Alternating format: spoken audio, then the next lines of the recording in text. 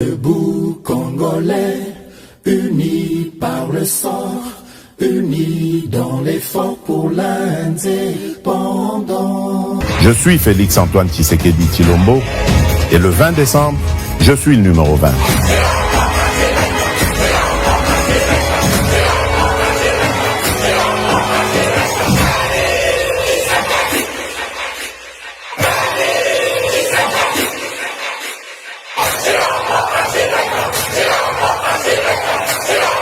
Boye malamu na GCAM télévision, fidèles abonnés, chers internautes, et sengonangai koye babino lisusu ebele na bolandi émission na bino ba éclairer debout congolais de partout où vous suivez Samba Olong à travers le monde, à travers la République démocratique du Congo. Je vous souhaite les bienvenus dans cette émission. Merci de votre fidélité, merci pour votre confiance. Oyo bo renouveler à chaque fois. Na etando oyo ya ba éclairé justice ya nzambe iratakate, justice ya nzambe kurataka mutu ata mokolo moko te soki okoéchapper na contrôle na biso batu, soki eza na facilité tokosa batu me nzambe bakosaka ye te. Nyonso tosalaka ezali semence oyo récolte si osali yango sur cette terre te yeba yango que même dans l'au-delà ceux qui ont moko fouti mabe na yo te risque ezali même bana na yo ba récolter semence oyo bango balonité na yango salaka kaka malamu po justice ya mokile ko iko raté yo ko zanga yo misu ya bato ko komona yo te mais misu ya nzambe na justice ya nzambe erataka moto te. Actualité na biso ezali dominé na campagne électorale ndenge boko landaka ngona babilili. En tout cas, le débat autour de la plainte, ezali ko ça la rage. Mais ce n'est pas ce qui fait aussi les décisions de campagne dengue électeurs finisaka par ko ça la choix na bango. À quelques jours des élections, des sujets brillants ezali ko départager différents candidats. En tout cas, campagne c'est ezalaka na thème théoriquement campagne ezalaka candidat présentaka projet na ye Oyazali en fonction de Oyazali kokamba à présenter un bilan naie à ça la capé mon se pour convaincre que à cause la sous plus mieux mais pene tous ali ko pousse dans la élection ba grand sujet Oyazali ko départager ba différents candidats ezali ko apparaître et les Congolais sont obligés de trancher. Nous allons dans ces numéros parler d'un point très important qui est en train de départager les candidats Félix Tshisekedi na Moïse Katumbi. De l'autre côté, les candidats Katumbi a choisi ça qui stratégie à bilan. Il y a Tshisekedi qui attaquer Tshisekedi na bilan pour que le monde sache que Tshisekedi n'a pas réussi à bien organiser le Congo, à bien réaliser ce qu'il avait promis aux Congolais pendant 5 ans. De l'autre côté, la stratégie de l'Union sacrée, ceux qui sont avec Tshisekedi et Félix Tshisekedi lui-même. Un point réapparaît où ils allaient coller Moïse Katumbi Napo, c'est la nationalité qu'on met en doute. Et cette fois-ci, un autre bulldozer dans les camps de Félix Tshisekedi réapparaît. Nous allons parler de Jean-Pierre Bemba dans cette émission. Dans un meeting, na partie Est, il y avait la Kinshasa, Jean-Pierre Bemba pose une question où ils allaient raisonner jusqu'au-delà des frontières. Moïse Katumbi a-t-il la nationalité zambienne, oui ou non? En tout cas, c'est le débat où Ezali aussi la nango semaine au Mobimba. Partout vous suivez, vous avez tendance à voir que le même sujet, il y a monde Moutuzali Kokota na débat, il y a chaque jour. Pourquoi Jean-Pierre Bemba relance ce débat? Moïse Katumbi est-il citoyen zambien? A-t-il un passeport diplomatique zambien ou une nationalité zambienne? Pendant ce temps, que fait la justice congolaise? Est-ce qu'il n'y a pas moyen que la justice congolaise ait la dossier où il y a congolais vérité? Tokolobelango nakati il y a émission Oyo et pendant ce temps, le candidat Félix Tshisekedi continue très bien sa campagne électorale, toujours en rassurant à Outaki Kozala na Kalemi, Kamina, Sika Awa, Félix Tshisekedi azali déjà entamé partie Est et la République démocratique du Congo en commençant par Uvira, Dengue Walungu, partout il va passer. En tout cas, Félix Tshisekedi, jusque-là, campagne naïe, est très visible, bien calculé. On sait où il va, on sait déjà les endroits où il a déjà conquéri. Difficile à savoir ce qui se passe pour d'autres candidats. Nous parlerons aussi ici, na question ya campagne, ya Moïse Katumbi, en tout cas, Balie naïe, bateau bazali na Moïse Katumbi bazali obligé ya ko défendre les kambo ya passeport diplomatique. Nous allons ici parler de la justification à propos de Christian Mwando qui pense que passeport diplomatique ya Katumbi oyo bapesi na Zambie et koki kozala nango pe par passeport moko ya courtoisie pona balwa yo service oye apesi na nation zambienne. En tout cas, les entrepreneurs ont créé l'emploi belé yangwana pour peut-être cette raison-là de bapesa qui est passeport vraiment diplomatique. Ba chercheur pe baza lolenge na yebi ke campagne oyo ya solo ezali ko bimisela biso makambo congolais asi akoli à travers les réseaux sociaux. Tout le monde a la possibilité de découvrir la vérité. Nous allons parler aussi de ce que Moïse Katumbi est allé faire dans les grands Bandundu après qu'il quitte, où il n'a pas réussi à mobiliser des grandes masses. En tout cas, Moïse Katumbi, dans la route d'Idiofa, Azali ko présenter Batu Oyo, régime ya Félix Tshisekedi, Aza capable ya kosala te. Vous verrez, Azali ko présenter école moko, bana bazali ko tanga na mabaya baban, basangisa ko sangisa. Vraiment tout est en lambeau. Réponse pe ezali ko tarder te pour na kotalisa Moïse Katumbi que na cadre ya 145 territoires, ba école nyonso oyo, ezalaki ya Manzanza, ezalaki ya Chom, ya Pai, ezali remplacés par des bâtiments construits de manière très rapide na cadre ya projet wana pour éviter qu'il puisse y avoir des écoles où les enfants étudient à même les sols. Après ces chapitres, nous allons rapidement passer aussi à la question électorale où Moïse Katumbi, toujours, vient à la rescousse de la CENI. CENI a signé le gouvernement congolais à disponibiliser na bango 4 Antonov avions, puis 10 hélicoptères. Dengue, toujours les à la routine. CENI a signé le gouvernement à me prêter main forte pour na makambo etali logistique, Covid, enclavement. Il y a République démocratique du Congo. Moïse Katumbi a s'en passé na Likamboana à quelques jours des élections. Cela risque de perturber l'élan que nous avons tous les élections. Moïse Katumbi azali kosenga que s'il y a moyen, il y a après, il y a aider CENI malgré avion na yemoko ezali bloqué quelque part. Le gouvernement permettait qu'il y a moté qui ekotawa azali prêt il y a fournir CENI ba moyen oyo bango bazali kosenga na yango. Est-il permis à un candidat d'aider la commission nationale indépendante, commission électorale nationale indépendante? Est-ce que c'est ni bakoyi ko salisango na candidat moko oyo azalo kola ba candidat nyonso? Est-ce que cela ne serait pas une manière ya ko zala peut-être ko porter préjudice na transparence ya ba résultat?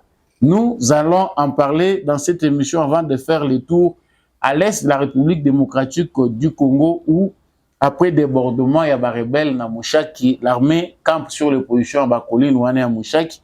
Mais on parle aussi ici des contingents de l'EAC qui se sont tous désengagés. Les contingents sud-soudanais viennent de partir aussi pour entamer le processus na bangoya départ. Mais à la grande surprise, jusqu'au moment où Toza Kolobalelo est allé le 8 décembre, date butoir. Au gouvernement congolais Lobaki, il n'est plus question de renouveler le mandat de l'EAC. Les contingents ougandais est toujours sur le sol congolais. Qu'attend Museveni pour rappeler ses troupes? Bango balobi pona bango bakolongwa na sol congolais sans qu'il y ait des ordres venant d'en haut. Bango bazali kozela ba ordre pour bango bakende. Voilà l'essentiel de l'actualité que vous allez aborder avec Samba Olonga tout à l'heure dans le cadre de l'émission Debout Congolais. Là, je reviens encore à vous pour vous dire merci. Dengue Boponi chaîne Oyo Malamu, Oyo partage Kanabino Basango, il y a République démocratique du Congo, to Magnola Kangona Bino pour na kozwa éclairage utile et qu'on permettre biso que tozala ba éclairer tokosama te yango nde engagement patriotique na zona bino na kati ya émission oyo. Na rappelé que ceux qui osent nous abonner que aux libaku ya kolanda émission Samba Olonga, abonnez-vous. N'oubliez pas de liker, partager pena voisin et pas au éclairage local yo. Ceux qui osent pris na banalise en tout cas ça la partage. Vous qui êtes déjà dans les lives, et ça très important de partager. Bolingaka mingi Samba Olonga. Faites passer les messages, abonnez-vous sur GCAM Télévision et surtout n'oubliez pas de nous envoyer un message, de nous laisser un commentaire depuis où vous nous suivez, vous appréciez ou pas les analyses, vous êtes FARDC ou Azalendo na Motema, depuis wapi nazongi na lombango ba élection oyo en tout cas ezali ko enseigner biso mingi. Nous autres aussi, Bissonyonso, en tant qu'observateurs, participants, parce que tous les Congolais, nous allons tirer des leçons, il y a Oyo et Koki Kozala, ba élection il y a 2023. Différence, ni na ba élection, Moussoussou, qu'est-ce que nous apportent ces élections? Différence, ni nous devons tirer na ba élection Oyo par rapport à ba élection Moussoussou. En tout cas, Bino le rôle en na banda, pour toujours réfléchir. Néanmoins, on sent qu'il y a quand même baisse du niveau de violence oyo et mayaka ba campagne électorale contrairement à la campagne mususu tout le monde qui na République démocratique du Congo parce que ça fait 3 fois oyo biso toza ko kende na ba élection ezalaka moment oyo osoyo ki makofi caravane oyo na wana ba kataki mutumbeli ba beti mutu po alataki poleo ya kingandi en tout cas jusqu'à ce stade. Outre quelques incidents à ramasser na musika na bato oyo baza ba provocateurs, on a vu certains jeunes gens arracher les effigies ya Félix Tshisekedi dans les Katanga pendant que Moïse Katumbi azalaki na Kamina na Kalemi, j'espère ba katikati ba nini ya Félix Tshisekedi. On a entendu ba chanson hostile na bakasaye bazonga epai na bango. C'est le seul endroit où on a senti la violence. Les restes en tout cas toko la nasungi sungi ya ba médias étrangers te oyo balingi ba créer ba conflit moko imaginaire de nature ya ko favoriser bango. Nous en tant qu'observateurs de terrain tozali biso nyonso na Congo tout moni nanu te ba point moko violent outre le langage verbal oyo bato musu ba ko juger que ezali pe violence forme ya violence. Mais en tout cas, na niveau ya cité, bato baza ko discuter na bango kaka ndenge zalaka. Kinshasa, miroir de la République démocratique du Congo, campagne de Salema dans le calme. Il y a des candidats qui sont porteurs du pari. En tout cas, tozo ko lobango te pona ko encourager ou bien ko soutenir le numéro 20, mais c'est le numéro dont parle tout le monde. Ba effigie presque nyonso à 90%, il y a ba effigie oyo ezali na capitale Kinshasa pour nous qui sommes à Kinshasa. En tout cas, c'est Félix Tshisekedi. Ce qu'on réussit comme on a pancarte na ya numéro 20, c'est que yeba que député moko azawana na ilunga Tshisekedi na sima. Donc sur 10 députés oyozo mona ba fiche batandi, yeba que 9 ba fiche eza ya Tshisekedi. La conclusion vous pouvez déjà la voir. Wana ezalaki introduction na biso nazongi na makambo ezali ko concerner biso. À quelques jours des élections, puis que ce tozo pousse na pene ma ponomi ba idée comme à plus clair. Débat et c'est Salemaki ou taposo presque misatu oyo depuis campagne bandi. En tout cas débat et salamina cité bato bazali ko s'affronter dans les débats, les mécontents de ceux qui dirigent, bato pe bazali ko mona qu'est-ce qui se passe de l'autre côté. Avant tokota na ba question brûlante oyo ezali ko kabola ba principaux challengers, je préfère d'abord tout s'éclairer bisomoko. Culture ya vote ya ba Congolais. Congolais a votaka ndengeni. Nous devons savoir que partant des élections passées 2006, 2011, 2018, l'observation faite nous montre que les Congolais, pour la plupart, ne votent pas les bilans. Ils ne votent pas non plus un programme, mais ils votent plutôt un homme qui leur inspire confiance. Et c'est le loko oyo ezali principal na choix oyo ba Congolais ba portaka na mutu.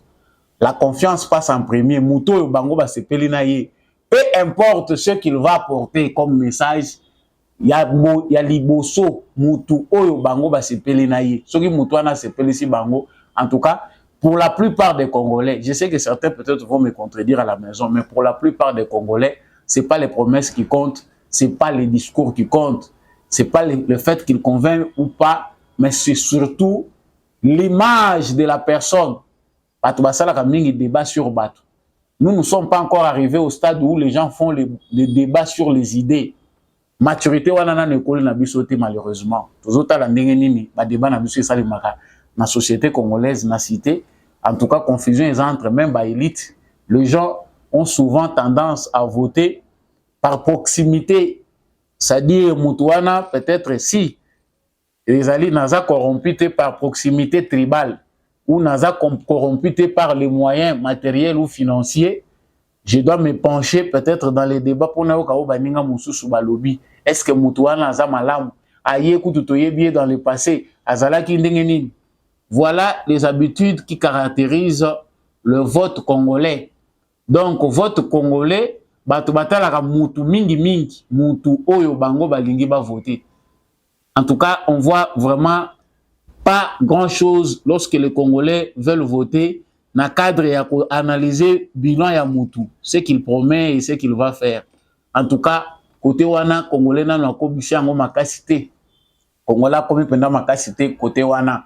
Donc esengeli biso toyeba que candidat président ou candidat député na Congo, c'est l'image qui compte.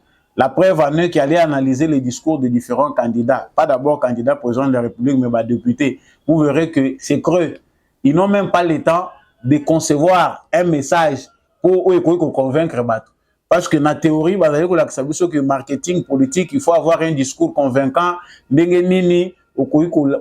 Créer aux députés dans parlement. Voilà ce que je peux faire pour vous. En tout cas, sur 10 députés, 9 ou 8 n'ont pas de message de campagne. Il n'y a pas de message. Soit, Azako Diembela, Nassima ya candidat président ou Yaché Lungi Nassima. Soit, avant de l'inde notoriété, na yeke ba yebinga mingi na quartier wana boss, matembela simandaku, papa social, maman social, c'est souvent ça les discours. Donc, on a zoko lobo, soko dungo lukango, tambula na kisasa, tambula partout, au monde, il n'y a pas de message qui cherche à convaincre. Alors, lukande image kaka, baye, akabola kambongo mingi. Asomba ka batol soko ke kuna soki bozana mwana za malade hôpital na yeso nyaka bato fele. Voilà ce qui se passe chez nous. Mais ezate sengoté tout ça ko lobango ne sengoté, ça ne nous aide pas. On n'est pas encore assez mature sur le plan électoral. Il faut que longola habitude wana candidat malamu komona discours na ye kotala image na ye passer na ye ou fouiner dans tout, et on ne vote pas seulement par proximité tribale. Pour azan le konabiso wana za muta village na biso tout que ne voter te yende mutetela na biso na Kinshasa wa biso nyonso batetela to voter parce qu'aza muluba ya awa na Kinshasa biso nyonso bato a quartier wana baluba to soutenir ndeko na biso. Ça n'aide pas les pays comme ça. Ça c'est par rapport aux habitudes électorales, culture ya ba congolais na ne vandi sami malamu te en termes de vote to bongisa côté wana. Sikoyo awa toza ko lobela campagne Félix Tshisekedi monani malamu que soki tozalaki na élection ya tour moko deuxième tour, soki élection ezalaki ya 2 tours, en tout cas monani ki penda malamu eza ko monana que Félix Tshisekedi akozala face ya Moïse Katumbi. Et si monani soki premier tour na deuxième tour, tongaki to kinendenge wana ilingaki ezala bongo. Mais nous n'avons qu'un seul tour. Et na lire to moneli makambo ba candidat belé ba sili ba limwe. À part ya Martin, Oyazako Diembela. En tout cas, ya Martin Diembeli pendant ya solo. Le vieux Martin Fayoulou. A Diembeli. Pendant qu'on pensait qu'il est fini, il a réussi quand même à faire marche à Zako Tamboula. À continuer pendant. Donc, à Zako jouer pendant équilibre entre les différents candidats. Mais stratégiquement, Zako Bébi c'est la moutoumoko makambo. Parce que les voix qui va obtenir Martin Fayoulou ne seront pas forcément les voix de Félix Tshisekedi. Ils ont voix, il y a bango na opposition. Ils ont voix oyo, ils ont détruire tout davantage Moïse Katumbi. Et ça, on le comprend déjà ça. Mais tout ça, les débats, 3 semaines yango, tous allez entamer semaine presque yasuka, presque mikolo yasuka yango, tous allez kokinde. Nini eza kolobama na ba Congolais? Moïse Katumbi qui a commencé l'attaque, parce que tant toujours ça l'analyse, ya makambo eza koleka na ba pronomi, puis abandaki campagne na ye mutabandi ba attaque liboso. Félix Tshisekedi qui a commencé au Congo central na campagne na ye, en tout cas abandaki nanu mingi na ko attaquer mutute. Il a commencé sa campagne en montrant ce qu'il va faire, comment je vais le faire. Ndenge zalaka kaka mutaza ko meka nan. Katumbi est allé vite en besogne pour s'attaquer à Félix Tshisekedi sur son bilan. Oyo bango baza ko juger négatif. En tout cas, ce sont des bons coups qu'on se donne démocratiquement. Lorsqu'on parle d'une campagne électorale, on touche à tous les points. Bako fouiller tina bakaleso na yo, batala comment ça se passe là-bas. Donc, il y a bombe ezalaka te na élection. Bako landela tina bakokololo na yo. Soki point moko ezali négatif, yeba ngoke ekobima libanda. Eloko oyo tokoki koloba d'abord premièrement par rapport à l'attaque qui a fait Tshisekedi sur son bilan. En tout cas, pour Moïse Katumbi, pour ceux qui entourent Moïse Katumbi, Félix Tshisekedi a échoué. A échoué sur le plan sécuritaire, il a échoué dans le social, il a échoué sur le plan économique, il a échoué, il n'a pas mobilisé assez, il n'a pas réalisé assez. C'est ça ce qu'ils ont voulu présenter aux Congolais. C'est ça l'argument de campagne à Moïse Katumbi. Il a failli parce que lui, partout où il passe, les Congolais ont du mal à comprendre, à cerner les messages de Moïse Katumbi. Outre critiquer le bilan de Félix Tshisekedi, qu'est-ce que vous proposez de concret? Est-ce que Moïse Katumbi est-il prêt à réaliser ce qu'il dit? Nous devons savoir que les Congolais ne sont pas amnésiques, ne sont pas tous amnésiques. Les Congolais ont le temps aussi de voir le passé de Katumbi. Est-ce que c'est un monsieur qui inspire confiance? Ne traîne-t-il pas des casseroles? On voit là Moïse Katumbi traîner des casseroles. Ma nationalité, toujours y a un autre Kolobela Sima. Mais toujours à la gestion, les grands Katanga, on sent que les casseroles les allaient traîner par Katumbi et zappé belé. Il devait nécessairement beaucoup parler de ce que lui doit faire. Mais Moïse Katumbi a jugé bon de bousculer Tshisekedi en termes de bilan. Parlant de ce côté-là, bilan, Tshisekedi se défend. Vous verrez qu'il ne parle pas assez de bilan parce que l'image est c'est vrai que ce n'est pas suffisant, mais pour 5 ans, Tshisekedi, Congolais a sans ignorer que Tshisekedi a travaillé avec la crise mondiale de Covid-19. Tshisekedi travaille pendant un moment où la crise financière est makasi na mokili mobimba. L'économie du monde entier est bouleversée. Makambo ya Russie est bouleversé marché mondial. Tout ça, ça compte aussi même sur la balance nationale. Félix Tshisekedi a eu le désavantage d'avoir été élu président de la République, mais ne pas avoir une majorité. C'est quelque chose que les Congolais aujourd'hui ont compris, qu'un président, dans le contexte de notre constitution d'aujourd'hui, ne peut pas être président, mais manquer la majorité parlementaire.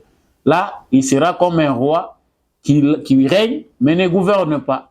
Nous l'avons vécu pendant 2 ans, il y a coalition FCC cache. Les Congolais ont compris que Tshisekedi, s'il faut mieux les juger seul, c'est en 3 ans. Et même en ces 3 années-là, il partage son bilan avec d'autres personnes qui ont rejoint l'opposition après avoir rendu un mauvais service. Mais cela n'a pas empêché Félix Tshisekedi de marquer les esprits. Ce que Félix Tshisekedi fait n'a jamais été fait depuis que le Congo est Congo.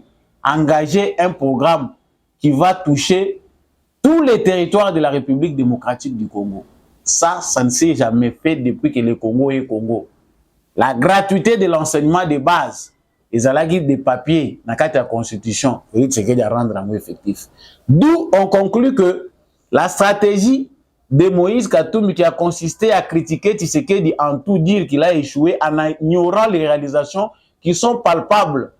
Même dans fin fond dans certains villages, les gens savent que ce n'est pas beaucoup, mais Félix Tshisekedi est arrivé quand même dans ces villages-là, là où plusieurs présidents sont passés, mais sans laisser même des traces dans le village. Mobutu qui a fait 32 ans a laissé le village de Bakanja. Ezali atana bâtiment mon côté à l'été, c'est tout le monde ya Bakanja Isidore. Les bienheureux et l'église catholique. Mais grâce à Félix Tshisekedi, on voit quelque chose. Donc, les Kambouya bilan à Félix Tshisekedi, ils ont tempéré. Les Congolais comprennent. Mais si je nini est dominé sikoyo campagne, eza ko senga bato ke babima, ba oyo babata makina ba oyo bazalaki na gauche na oyo bazana droite et comme lokola débat principal parce que na campagne ezalaka bon. Soki to tuti kotoyo to moni makambo ebimi kuna e convaincre to zongi kotoyo. Likambu ya nationalité ya Katumbi. Candidat des étrangers. Tant Félix Tshisekedi a moni que voilà, ye logola za ko beta nga makofi. OK, toza na démocratie. Nga pe siko fona banda ko beta. Les candidats des étrangers qui ont choisi leur candidat. Logola baza ko kokate ba meli pema na Congo, baza ko kokate makambo ya Est.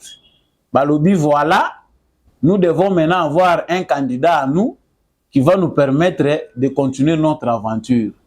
Ils se sont choisis leur candidat. Ça fait débat, je vous dis, c'est facile de sonder. Partout on en parle. Kinshasa, d'habitude, ils ont la fief et opposition. Mais vous verrez que balance et balouki. Les débats qui sont faits, ils ont coupé ça Félix Tshisekedi avantage mingi. C'est vrai, le bilan est là. Certains sont pas déçus, mais frustrés. Nanu bango ba moniter, ba sentir que comme les bango, à chacun ses engagements. Mais les débats qui fait rage awa, ils ont concentré mingi sur la personne de Moïse Katumbi. Sa nationalité n'inspire pas confiance. Il n'a pas dit vrai sur sa nationalité. Et surtout qu'il est le candidat soutenu par les mafieux de la communauté internationale qui ne veulent pas que le Congo s'organise. Voilà les débats qui occupent l'opinion publique pendant cette période de campagne électorale. Sujet Oyo et Lamouki. Nazako Pesabino, séquence Oyo Bomo na guerre ndenge changer forme na campagne électorale. Tout la dans Jean-Pierre Bemba Simatozongi.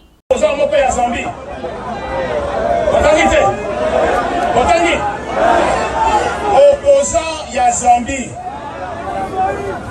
oso eleki aoti kokoma mokanda eleki na ba réseaux sociaux azosenga na gouvernement zambien akanga bato nyonso oyo bapesi Moïse Katumbi passeport na Zambie. Olandaki yango olandaki te yango yo naza kosenga et nazotinda message ya Moïse Katumbi ayebisa biso ayebisa peuple vérité. Est-ce qu'azali Zambia ya solo ou eza lukuta?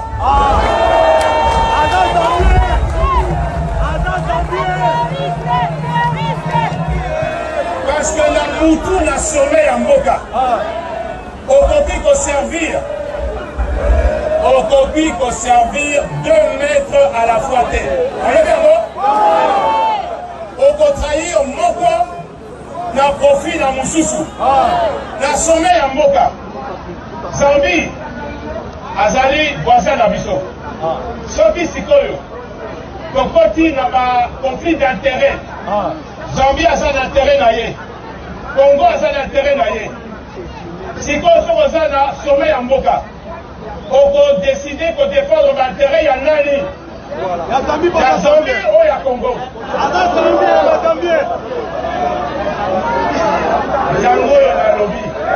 Voilà. Si Félix Tshisekedi est un démocrate et doux monsieur, en tout cas, sinon pas Tshisekedi est doux. Même quand il est violent, vous sentez que Tshisekedi, il est certainement non violent.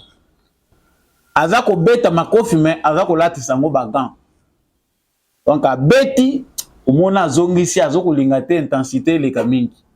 Mais ezana bato yo bazala kambeli mutema mukuse soka linga beta abambi yango mbala moko. Jean-Pierre Bemba a marqué semaine oyo.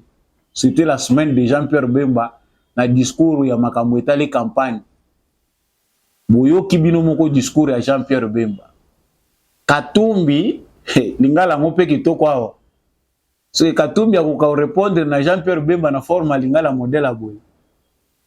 Tomoni biso nyonso na ba réseaux sociaux, tomoni biso nyonso parce que les débats continuent. Nous sommes en pendant la période électorale. où tout le monde veut voir clair sur l'identité de chaque candidat. On va fouiner dans son passé, on va fouiner dans sa famille, qui sont ses fils, qui est sa femme, tout est à mettre sur la scène publique. Ce qu'on a moi défaut moko ba ko bimisango libanda. Ozana moi si moko ya kalo wanga na kazemi na ye ba ko bimisango libanda. Moi c'est à peine que je viens de découvrir que Moïse Katumbi n'a pas eu seulement abotika bana tena na Karine Katumbi. Il a eu d'autres enfants avec d'autres femmes, 2 femmes avant Karine Katumbi. Aboti pena bango bana. Soki pa balaki bango, soki pa balaki bango te bazalaki makango. Là on ne sait pas. Donc Karine Katumbi azali mwasi ya misato. Oyo Moïse Katumbi akuta inayi. Chose grave encore. Basi wana pe bazaka ba congolais te. Devons-nous conclure que azali na NP ya ba congolaise ou bien na couloir na ye ba congolaise ba bimakite ou bien ba choix na ye ba guna ye ezalaki kaka ya batu ya libanda. Une zambienne, une burundaise, rwandaise, une soki nani congolaise azati.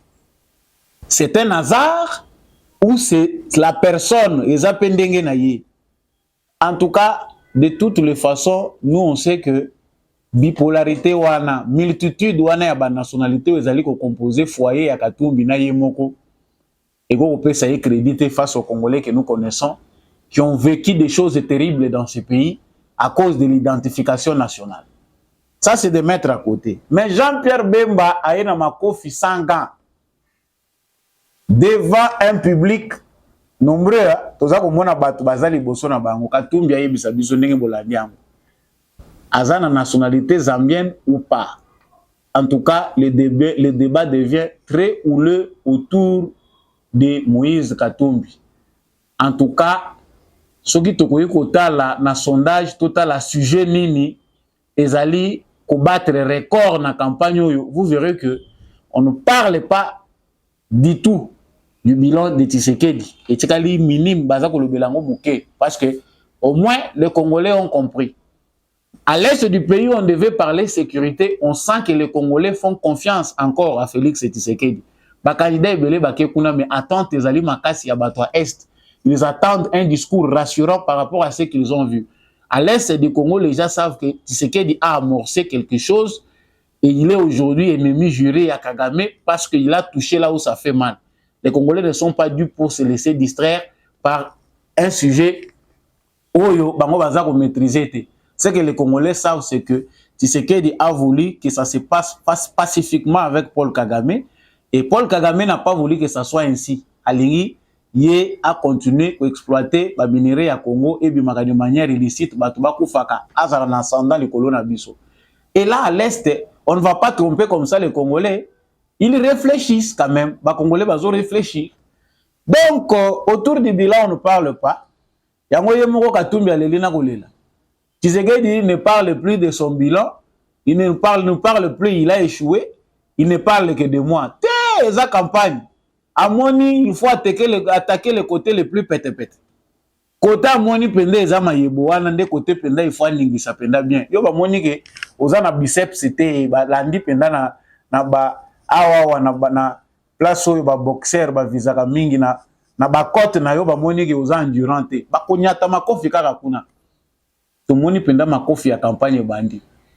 Dans l'équipe ya Tshisekedi, il y a des gens doux comme Tshisekedi, il y a des gens qui se camouflent. En tout cas, on ne sent pas Kamere utiliser la langue de bois comme Jean-Pierre Bemba. Jean-Pierre Bemba, on ne va pas le dire que c'est pour aujourd'hui. Même face à Félix Tshisekedi, on va se rappeler que en 2018, lorsqu'ils ont commis l'erreur à Genève, d'aller avec Fayoulou qui était un candidat nain, et Louba Lambert Mende, souris naine, oyo ba akusha na abima na Genève. Mais Jean-Pierre Bemba, cela ne l'avait pas empêché. Anyata penda lobina Félix, yo ko diriger bisoté, yo na moni expérience na yo tezane lokote. Parce que c'est ça le mongala. Tout akaka mbala moko ele kandingi wana. En tout cas, semaine to ko banda ezaya ko yinda ba candidat ba se préparer. Oyo balegi makasi sujet na bango et le bamakali sous-souté, bakoma ko final là où ça fait mal. Donc Jean-Pierre Bemba relance et ici bato bazali entouré Katumbi baza stratégie te. Il fallait pas provoquer Bemba. Bemba za lokola Tshisekedi te. Tshisekedi est très doux, il est réconciliateur. Bolingo eza tellement mingi na Tshisekedi que même si alinga beta likofie azaka ko beta ngona bolingo na mawa. Mais eza ba Jean-Pierre Bemba te. Tum batuti kaka mbala moko tala ndenge la musi bato. Moi de simba kuna lobi non te lokola zana passeport zambien diplomatique elingo lobate que zaka zana nationalité zambienne et c'est peut-être alobi moko bien que peut-être parce que à rendre ba loyaux service na Zambie en créant des emplois, il a ses affaires là-bas, il tamboli bien, il y a un passeport diplomatique. Ah oui, on retient. Mais bato bazali ko vérifier na site wana parce que c'est comme viral. Mutu nyonso komi ko ndeko kotala bato ba voyager mingi na États-Unis, ba komi ko ndeko kotala. Katumbi, pendant qu'on lui avait ravi le passeport congolais, il circulait avec un passeport zambien. Et il a la nationalité zambienne. Opposant wana na Zambie a posé une question claire. Nationalité zambienne est comme pas Katumbi ndenge nini. Expliquez-nous à tout le gouvernement na bango. Mais comme mutu soka azana mbongo akutani pe na pays où ezali faible sur le plan administration, il sait déjà les couloirs par où entrer. Asa yebi faiblesse na bango, pas trafiquer, pas avocat, pas koti kuna, onoté recours. C'est un faux recours. Il circulait avec quel passeport pendant qu'il n'avait pas le passeport congolais. Azaki na passeport ni nazalaki kotambola nango. Or noté le président Kabila lorsqu'il revenait de la Tanzanie, bayaki awa kokota bayaki na passeport ni. Yo zo comparer yo na Kabila, bozali le ndenge bato balobaka na lingala wa fufu de même mbadi, des oiseaux de même plumage. Donc campagne oyo ebimisi makambo ebele. Le camp Katumbi est obligé maintenant de venir éclairer l'opinion sur cette question. C'est une question très brûlante. Comment un candidat président de la République démocratique du Congo a coquille cause à la nationalité zambienne, alors que la Constitution stipule que la nationalité congolaise est une et exclusive.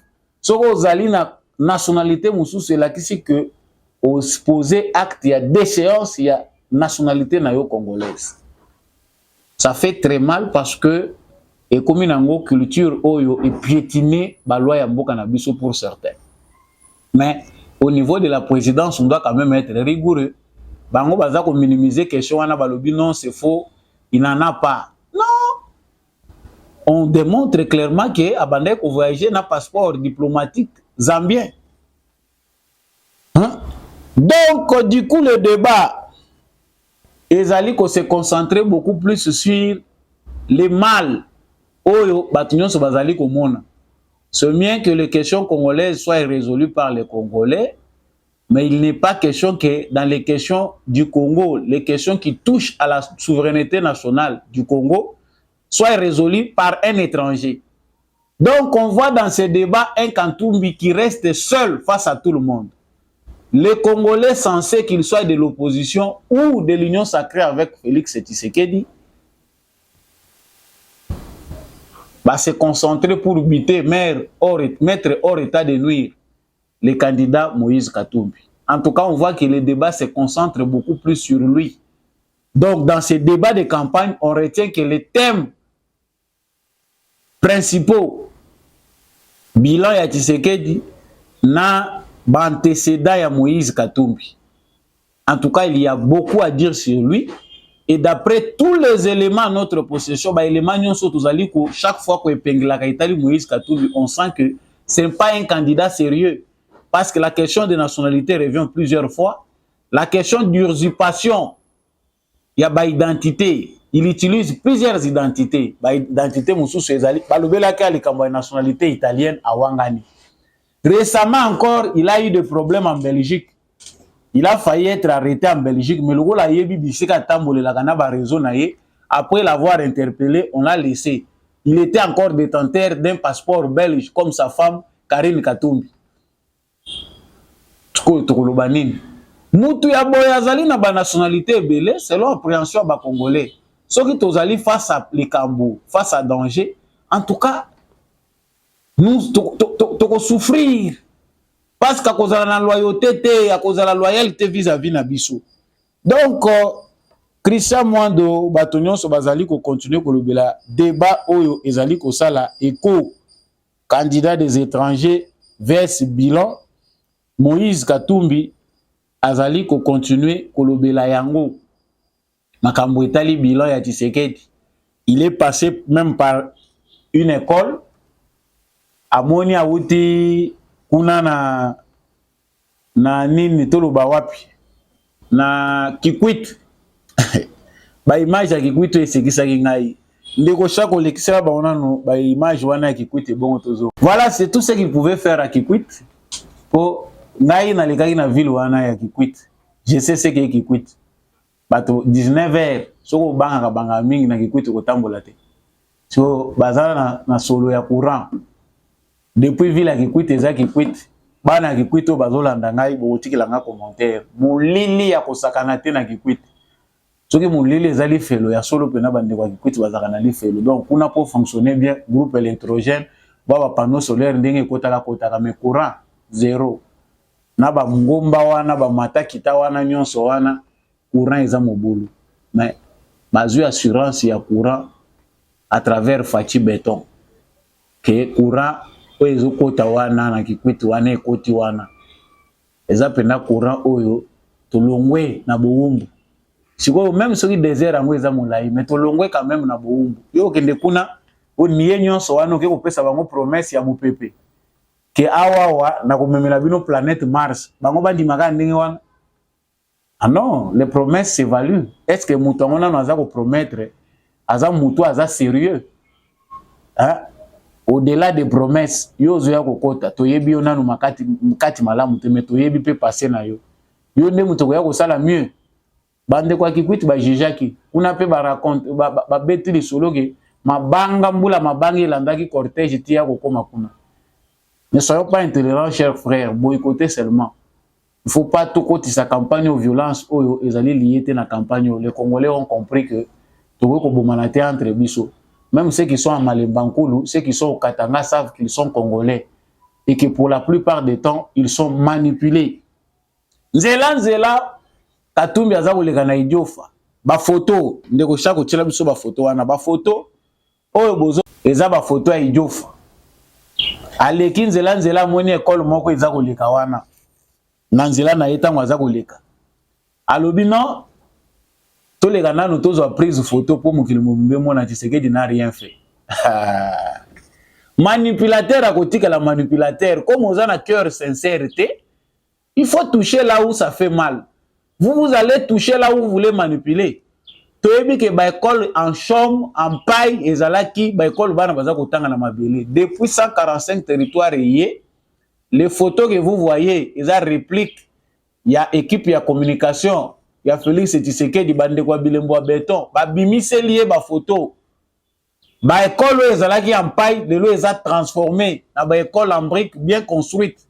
Même na ba fin fort, otali kutu ba école eleki ba toiture nyonso ya bandako ya village na kitoko. Vous trouvez il y a des endroits dans certains villages au Kuti école seul bâtiment ya kitoko na kati ya village wana mobimba eza école. Ça c'est un bon départ. Moi na quand même soka kozala na ba bonne condition te kota zo uta na kumi na école aza rassuré avenir ya malonge ezali. Et en partant de ces écoles, on a l'espoir que il y a d'autres projets qui s'en suivent aux ezali ko Matanzela pour relier les territoires, électrification à village nyonso comme ils ont répertorié plus de 3000 villages autour zalia. Ce qui ba village wana nyonso batie politique au Félix Tshisekedi alingi que éclairage public na ba village nyonso faut ezala éclairer. Ba centre culturel il faut ezala na ba chaque territoire.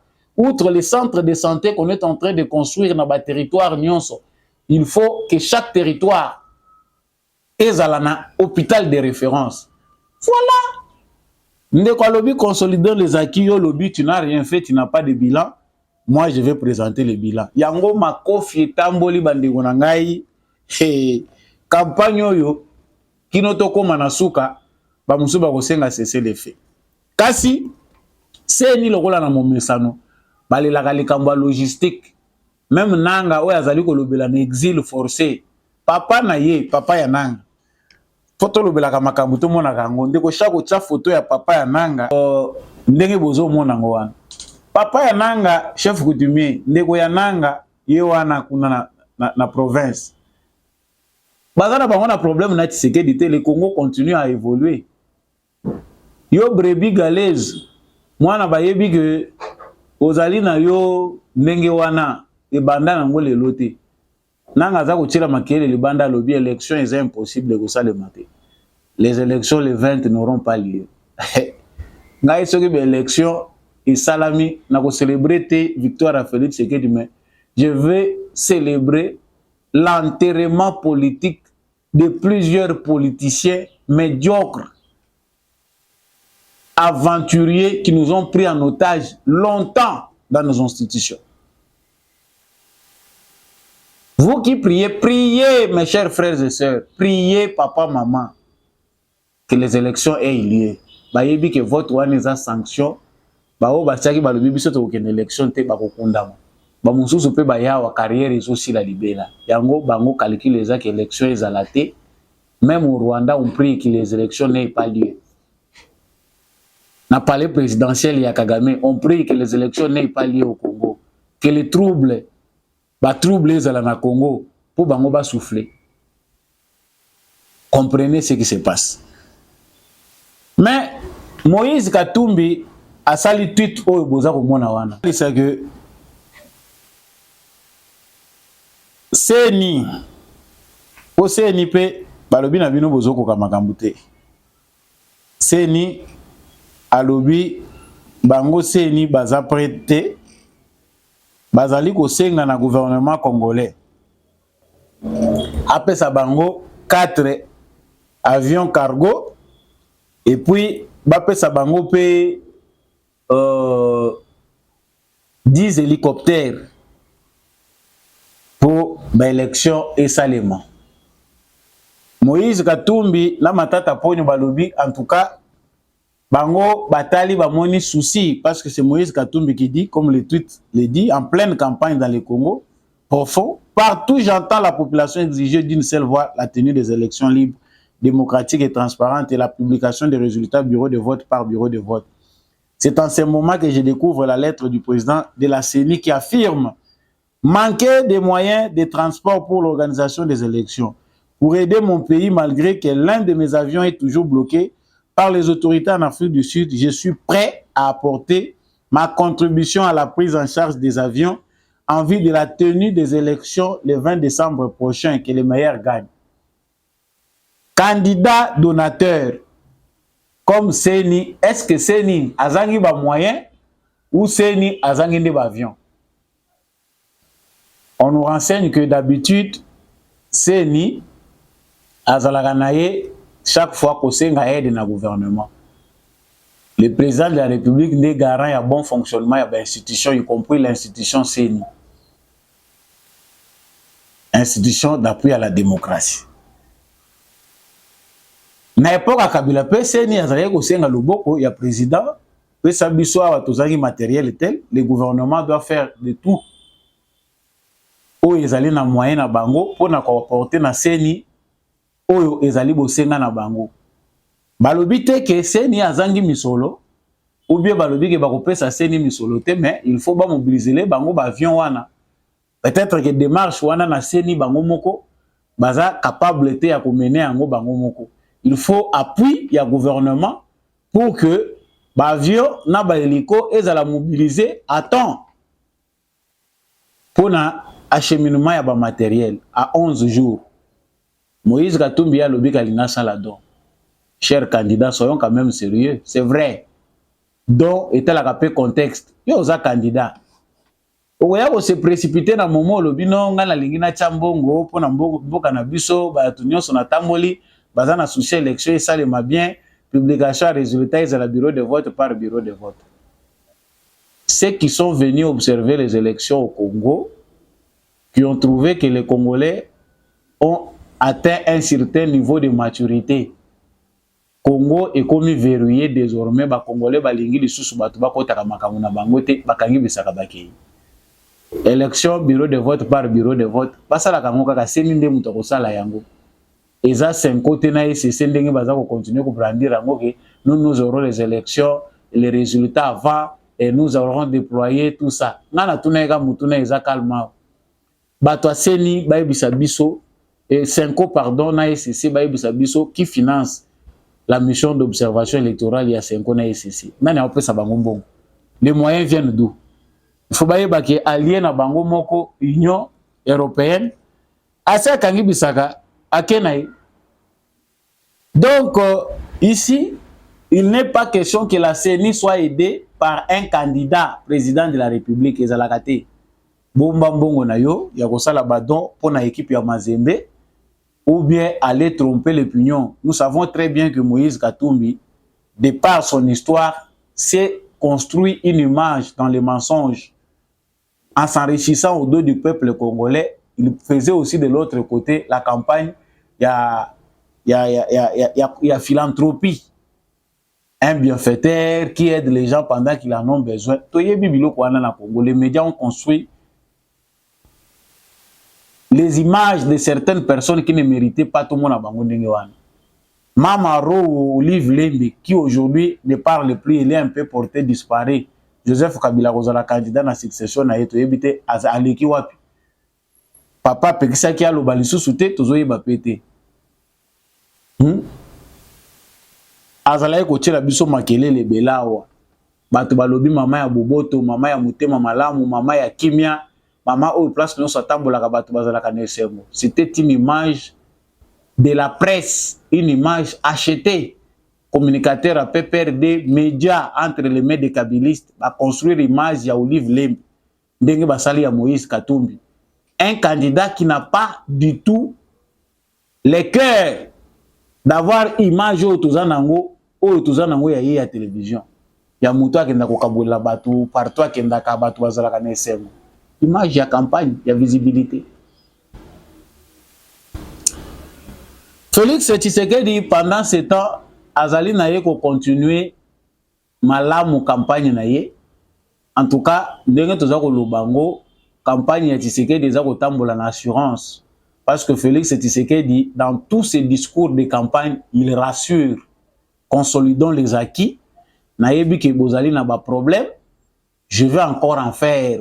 Autant les alibas solutions pour attaquer na deuxième mandat au Bogolinga Kopé Sangai. Je sais que ce n'est pas tout. On a tenté de faire quelque chose. D'ici quand nous sommes tambola, c'est là le discours. Tout le monde a légui na Kamina, même na se Abamboula, na Kalemi, il marche sous la pluie. C'est sous la pluie que Félix Tshisekedi a côté dans certains endroits. La population peut l'inviter bandimi ba pour l'amboula naï. Il va à sa campagne toujours à côté de sa femme. On a espace Grand Katanga, le reste du travail, ce sont les alliés de Tshisekedi qui vont faire le reste du travail. Il a déjà clôturé. Pas à Tamboli Sikoyo vers l'est, sud Kivu, pour Ayakumatana nord Kivu. On sait qu'il est très attendu là-bas parce que Nassé Batubaza Koloba sur Tshisekedi. Parmi tant de candidats où il va se présenter, les gens voient clairement que c'est Tshisekedi qu'ils attendent. Discours et Tshisekedi des alliés très attendus dans la partie est de la République démocratique du Congo. Batu mingi bazali kolukabayo ka Tshisekedi kuna. Nous allons revenir encore sur les candidats Tshisekedi de centre naye na Bukavu. Tokolo Belango, ba image les alliés déjà disponibles ndenge bozomo nango, mais nous reviendrons avec des détails na ba prochain numéro. À l'est de la République démocratique du Congo, drone, nanu et bandi kosala musala nangote, mais l'armée régulière qui affronte l'armée rwandaise, tout le monde EAC à Kangi Bisaka, Matikeli Biso sabotage.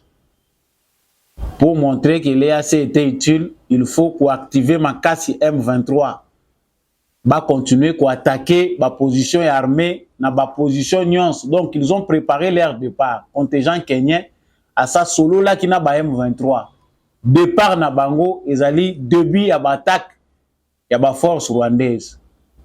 Mushaki centre ezali na maboko ya ba M23 pambate armée alingi ko perdre ba vie humaine ya ba citoyens congolais en s'affrontant dans des milieux peuplés. Yango toyoki na basango ki Mushaki ezali contrôlé na ba M23 to armée rwandaise. Mais l'armée est dans les alentours na ba stratégie na bango bazali koyeba te. Bibembe tomona ki eza ko circuler na ba réseaux sociaux. Biso toyebi ke peke stratégie armée na biso eza malamu avant l'assaut final. Chaque jour, ce sont des colonels, des militaires rwandais qui meurent, qui sont capturés chaque jour par l'armée congolaise et les Wazalendo. Bientôt, tokoyoka lisusu surtout ezali malamu. Mais question oyo tozali ko se poser. Ba contingent nyonso ya EAC EKI, lelo tozali le 8 décembre. Contingent sud-soudanais, ndenge bozo komona na bilili, contingent sud-soudanais